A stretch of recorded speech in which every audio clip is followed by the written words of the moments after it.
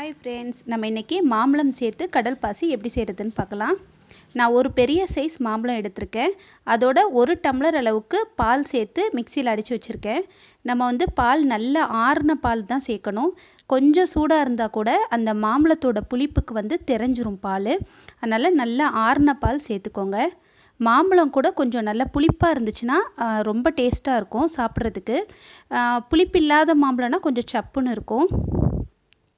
இந்த மாதிரி நம்ம மெலிசாக கட் பண்ணி ஒரு 10 அளவுக்கு வச்சுக்கிடலாம்.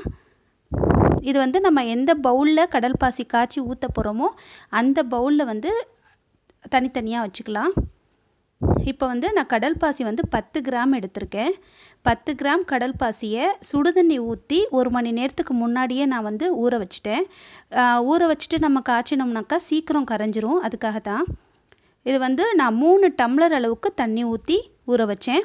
கழுவிட்டு நம்ம ஊற வைக்கும்போது அந்த ஊற வச்ச தண்ணியோடையே நம்ம காய்ச்சிடலாம். 10 கிராம் கடல் பாசிக்கு 3 டம்ளர் தண்ணி ஊற்றி காய்ச்சிருக்கேன். பாருங்கள், நல்ல கண்ணாடி மாதிரி ஆயிடுச்சு. கொஞ்சம் கூட திரியாக இருக்கக்கூடாது. இப்போ நான் 1 டம்ளர் அளவுக்கு சர்க்கரை சேர்க்குறேன். சர்க்கரை கரையிற வரைக்கும் வச்சா போதும். நல்லா நம்ம கடல் பாசி கரைஞ்சதுக்கப்புறம் தான் சர்க்கரை சேர்க்குறோம். சர்க்கரை இப்போ கரைஞ்சிருச்சு. 3 ஆப்பை இந்த கடல் பாசியை ஊற்றிக்கலாம். நம்ம இப்படி டிரான்ஸ்பரண்ட்டாக இருக்கிறது அந்த மாம்பழம் நல்லா அழகாக தெரியும் கடல் பாசியில். அதுக்காக தான் ஒரு 3 கரண்டி ஊற்றினா போதும். அது கொஞ்சம் ஆறட்டும். இதுவுமே ரொம்ப சுட சுட நம்ம அந்த பாலில் சேர்க்க வேணாம்.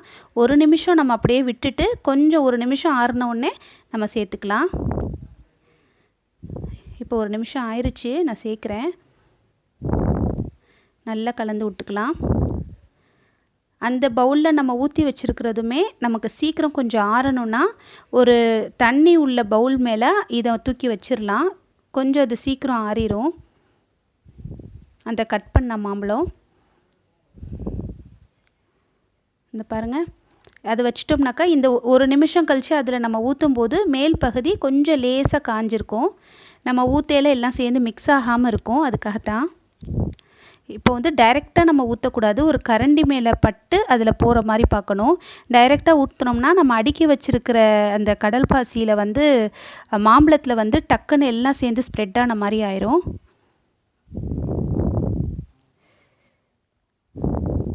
இது அப்படியே நல்லா ஆறட்டும். ஆறுனதுக்கப்புறமா ஃப்ரிட்ஜில் வச்சுட்டு 1 மணி நேரம் கழித்து நம்ம எடுத்துக்கலாம்.